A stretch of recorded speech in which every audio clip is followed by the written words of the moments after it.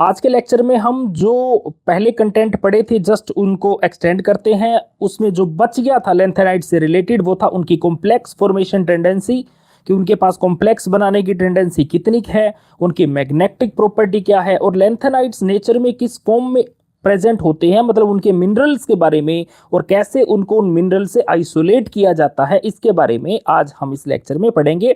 और इसी के साथ ही लैंथेनाइड्स जो है वो कंप्लीट हो जाएगा। तो 2 लेक्चर के अंदर हमने लैंथेनाइड्स को और 2 लेक्चर में ही हमने कोशिश की है एक्टेनाइड्स को कंप्लीट करने की।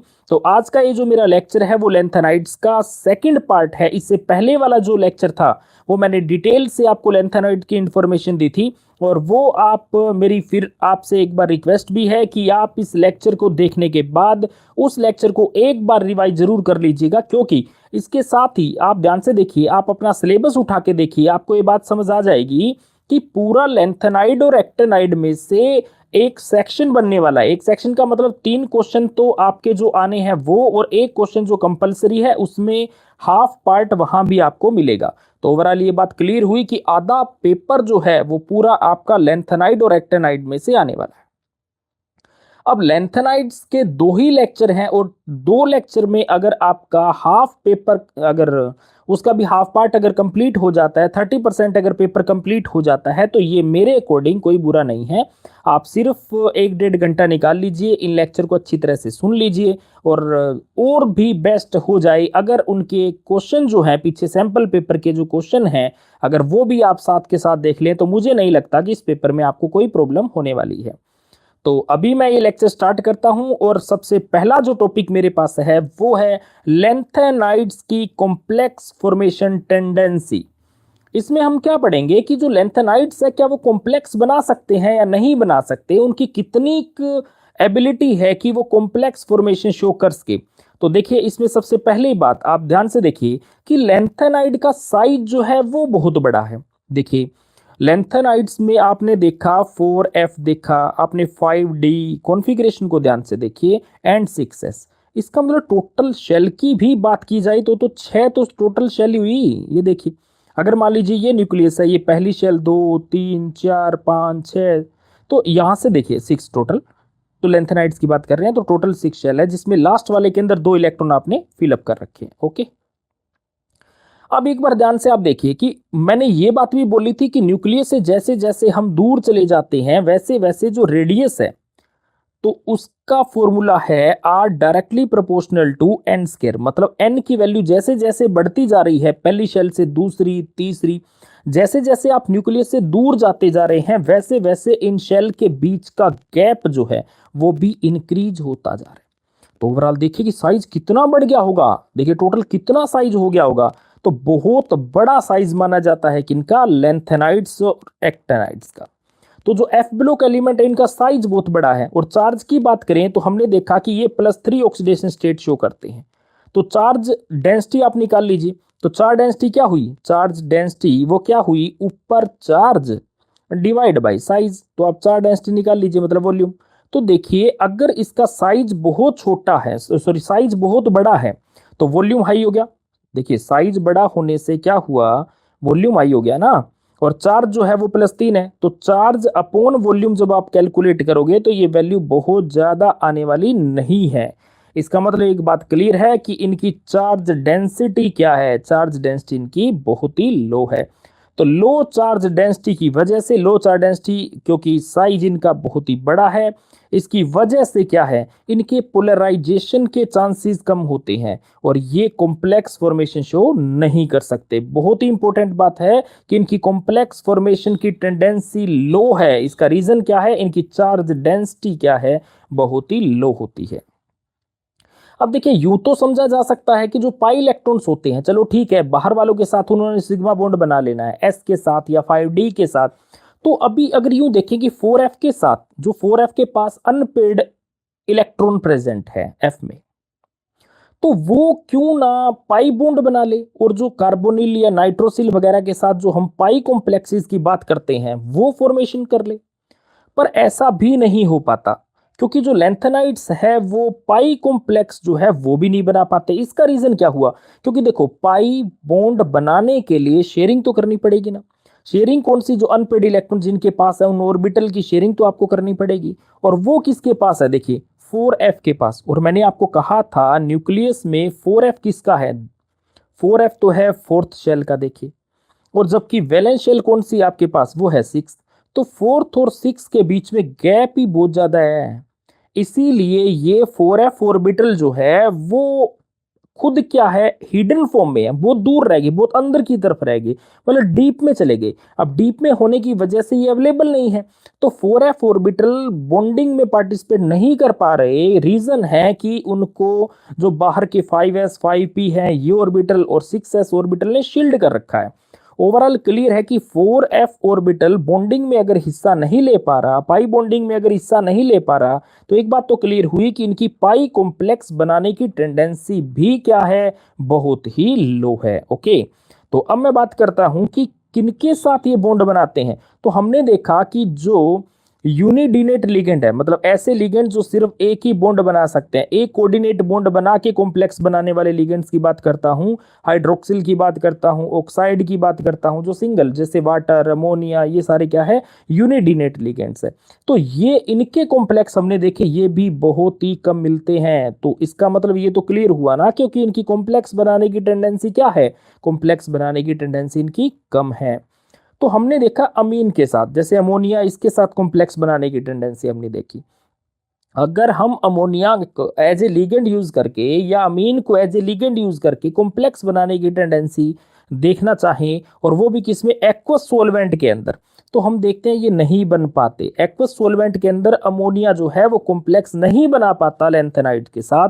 अब क्वेश्चन ये रीजनिंग टाइप में आ जाएगा, क्यों नहीं बना सकता, क्योंकि वाटर जो है, वाटर खुद भी तो एक लिगेंड है भाई। वाटर के पास ऑक्सीजन है, ऑक्सीजन के पास दो दो लोन पेयर पड़े, ऑक्सीजन और ज्यादा इलेक्ट्रोनेगेटिव भी है नाइट्रोजन के कंपैरिजन में।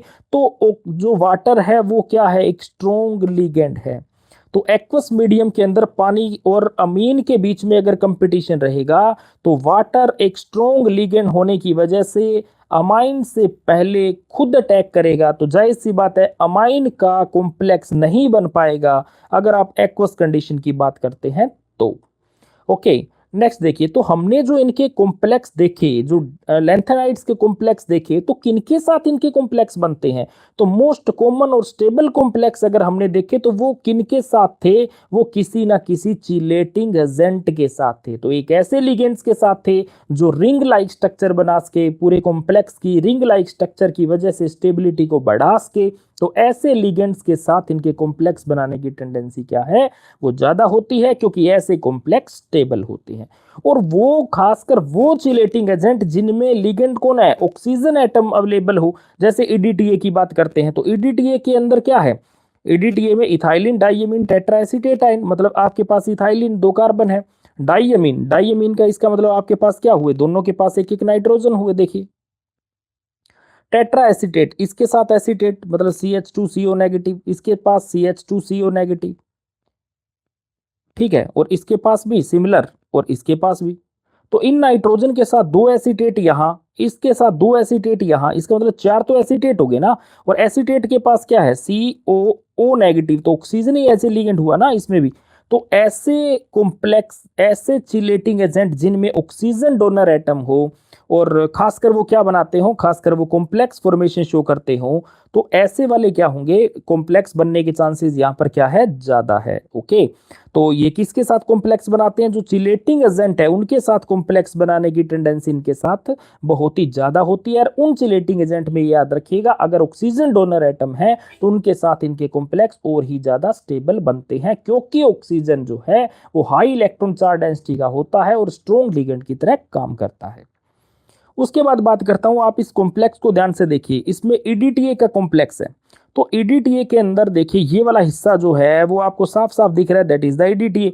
तो ईडीटीए के साथ लैंथेनाइड, ईडीटीए खुद अगर मैं बात करूं ईडीटीए की, ईडीटीए खुद क्या है, ईडीटीए खुद भैया एक हेक्साडेनेट लिगेंड है। इसका मतलब 6 बॉन्ड तो इसके ईडीटीए ने बना रखे होंगे।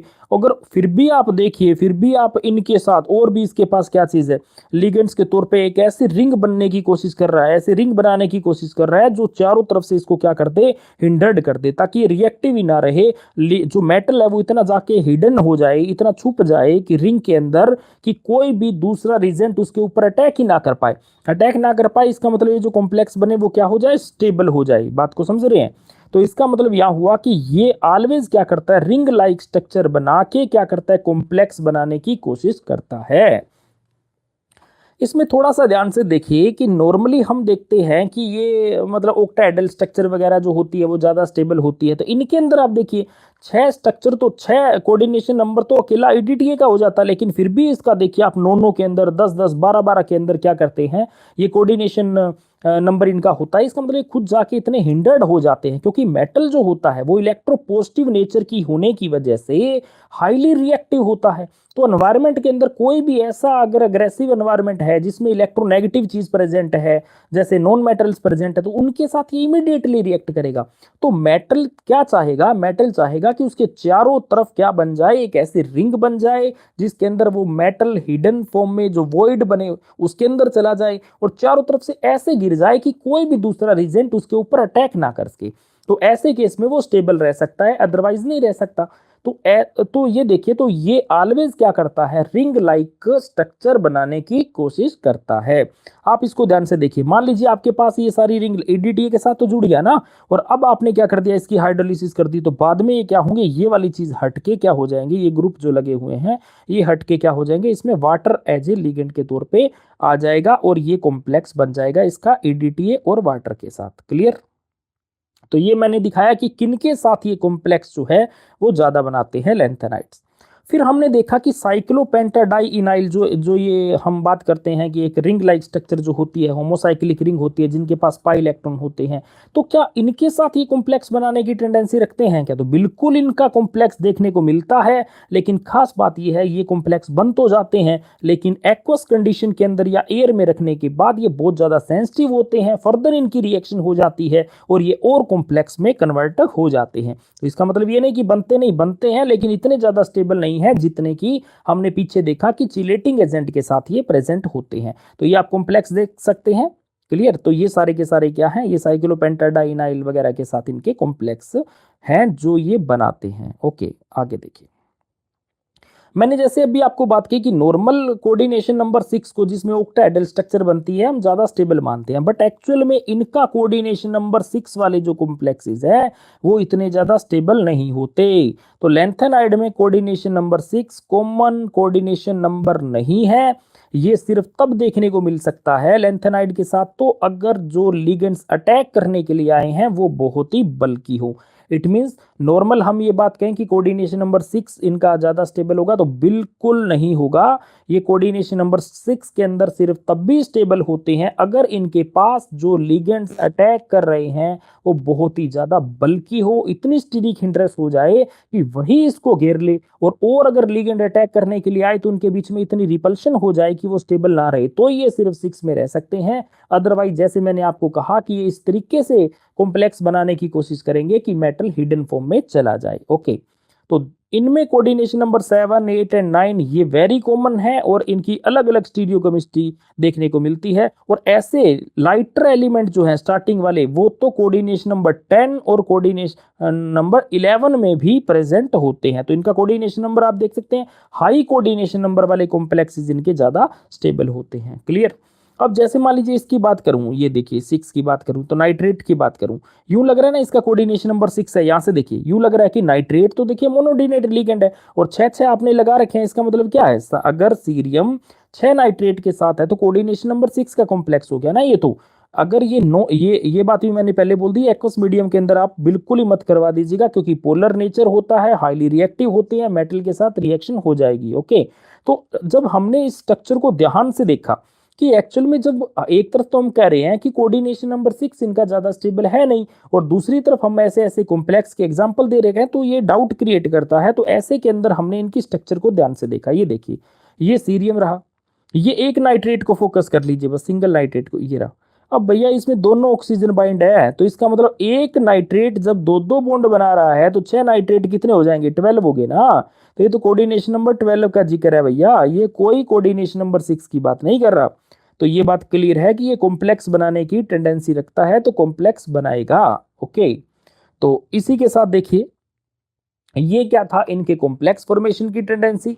तो ओवरऑल आप कंक्लूजन ये निकाल लीजिए कि एक तो समरी के तौर पे बता देता हूं, पहली बात इनकी कॉम्प्लेक्स फॉर्मेशन की टेंडेंसी जो है वो कम है। इसका रीजन ये है क्योंकि इनकी चार्ज डेंसिटी कम है। और दूसरी बात, इनके कॉम्प्लेक्सेस जो हैं वो मॉइस्चर या एयर में रखने पर स्टेबल नहीं होते। और स्टेबिलिटी सिर्फ तब है इनकी अगर इनके पास जो लिगेंड है वो जो है वो रिंग लाइक स्ट्रक्चर बनाते हो या चिलेटिंग रिंग हो। और उससे बड़ी बात ये कोऑर्डिनेशन नंबर 6 में ज़्यादा स्टेबल नहीं होते, जबकि हायर कोऑर्डिनेशन स्टेट जो है इनकी ज़्यादा स्टेबल होती है। ये समरी के तौर पे याद रखिएगा कि आपको जब कॉम्प्लेक्स फॉर्मेशन अगर एग्जाम में पूछ लिया जाए कि लेंथेनाइड्स की कॉम्प्लेक्स फॉर्मेशन के विद रिस्पेक्ट टू आप चीज़ समझा दीजिए, तो आपको ये बातें लिखनी है। ओके, तो अब हम बात करते हैं मैग्नेटिक प्रॉपर्टी की। अब मैग्नेटिक प्रॉपर्टी माइंड में आते ही सबसे पहले यही बात आती है कि हम क्या पढ़ने वाले हैं। हम ये देखना चाहते हैं कि ये पैरामैग्नेटिक सब्सटेंस होते हैं, डायामैग्नेटिक होते हैं। और दूसरा एक बात और याद रखिएगा, जस्ट ये माइंड में आते ही ये तो क्लियर ही हो जाता है क्योंकि ये पैरामैग्नेटिक होंगे। क्यों होंगे? क्योंकि भैया जब आप एफ में इलेक्ट्रॉन भरने वाले हो, पहले एफ में साथ साथ आपके पास ऑर्बिटल है।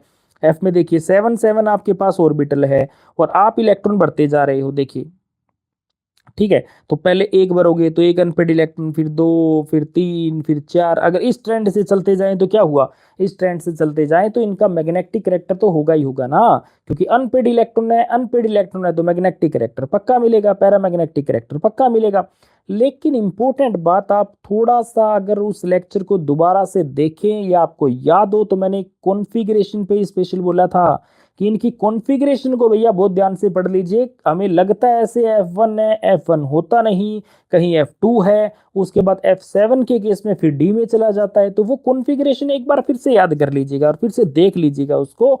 तो अब मैं बात करता हूँ मैग्नेटिक करेक्टर की। देखिए, तो जितने भी लेंथेनाइड्स है पैरामैग्नेटिक है, कुछ एक को छोड़ के उनके आयन्स की बात करता हूँ। वो है lanthanum ion, lutetium ion, cerium 4 positive ion, terbium 2 positive ion. क्यों है? क्योंकि ये तीनों ध्यान से देखिए, जो लेंथेनम 3 पॉजिटिव है, ल्यूटीशियम 3 पॉजिटिव है या सीरियम 4 पॉजिटिव है, इसके पास देखिए डी में एक इलेक्ट्रॉन था, एस में 2, तीनों निकल गए। ये क्या हुआ? 4f0। इसके बाद भी लास्ट वाले पे चलते, ल्यूटीशियम के पास 14 थे, डी में एक था, इसके पास डी में एक था और एस में 2 थे। तीनों निकलने के बाद ये भी 4f0। सीरियम की बात करता हूं, सीरियम में 4f2 था एंड 5d0 था, 6s2 था। तो 2 किसके चले गए? एस वाले। 2 किसके चले गए? एफ वाले।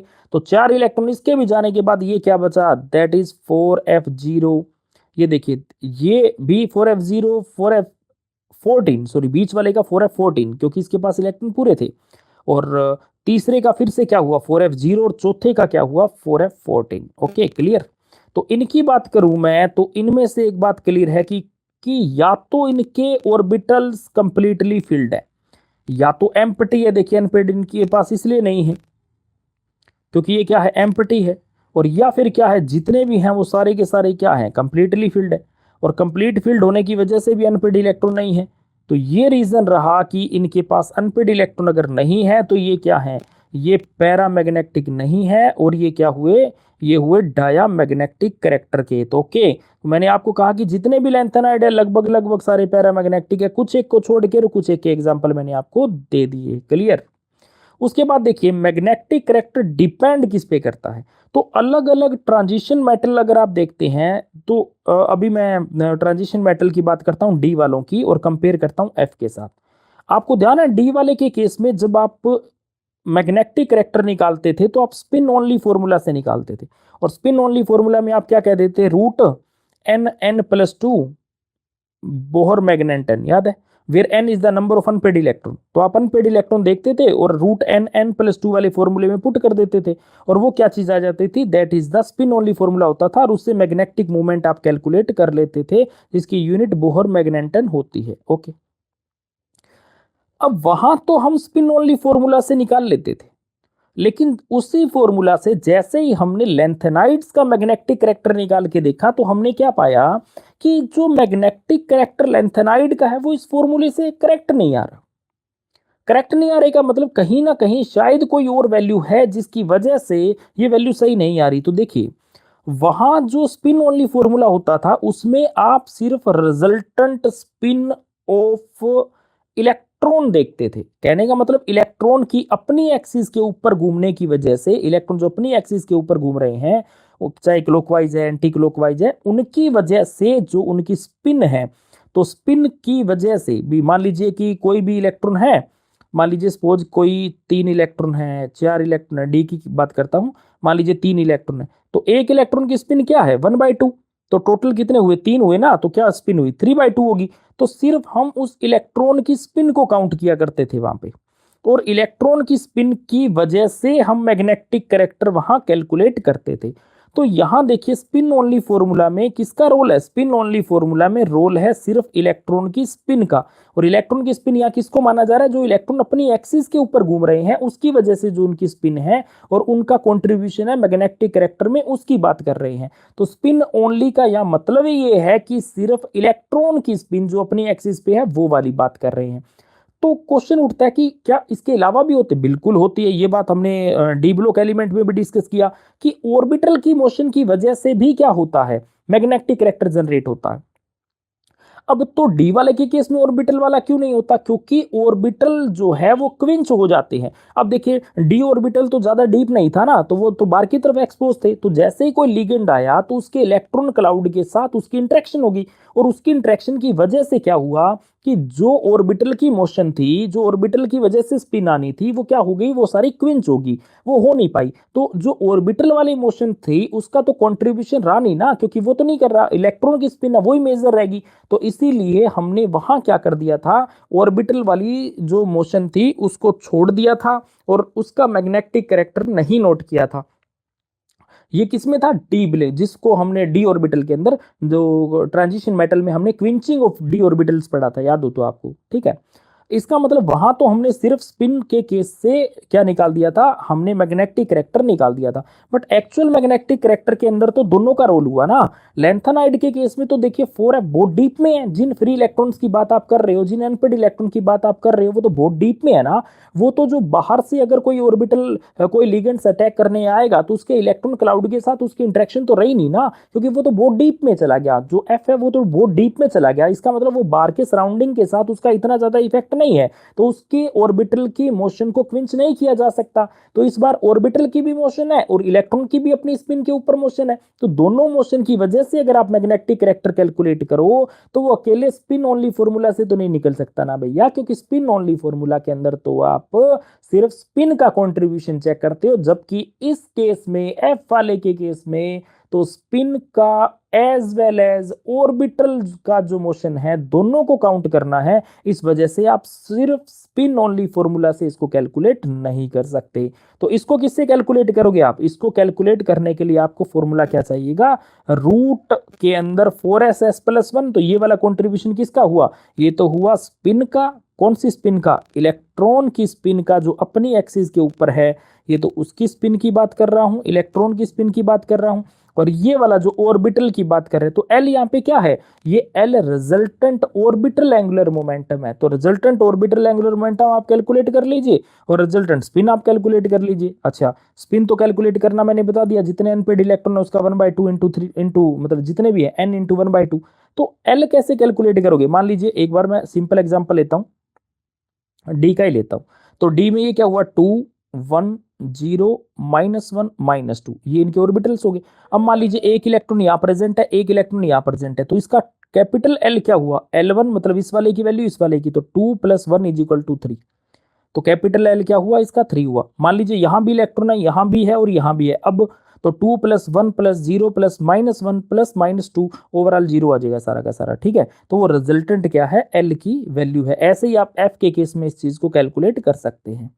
जब भी आप फाइनल ईयर में आएंगे तो आप देखेंगे कि इनकी आपस में इंटरेक्शन की वजह से, एस की और एल की इंटरेक्शन की वजह से एक नई आ जाती है, इनकी कपलिंग हो जाती है, जिसे हम एलएस कपलिंग पढ़ेंगे, वो फाइनल ईयर के अंदर आपके पास आएगा, अभी आपके पास नहीं है। ओके, तो इसका पर यहां की बात करूं तो यहां आपको मैग्नेटिक कैरेक्टर निकालने के लिए स्पिन का एज वेल एज ऑर्बिटल का दोनों का कंट्रीब्यूशन निकालना पड़ेगा, तब जाके आप मैग्नेटिक मोमेंट कैलकुलेट कर सकते हैं। तो हमने क्या किया, डिफरेंट डिफरेंट जितने भी ये जो लैंथेनाइड्स हैं उनके मैग्नेटिक कैरेक्टर को कैलकुलेट करके देखा, तो हमने क्या देखा कि जैसे जैसे हम पीरियोडिक टेबल में एफ ब्लॉक एलिमेंट में लेफ्ट राइट चलते हैं, तो पहले अनपेड इलेक्ट्रॉन कितने होंगे, देखो F2 में 2 हुए, फिर F3 आ जाएगा तो 3, फिर F4 आ जाएगा तो 4, फिर 5, फिर 6, फिर 7।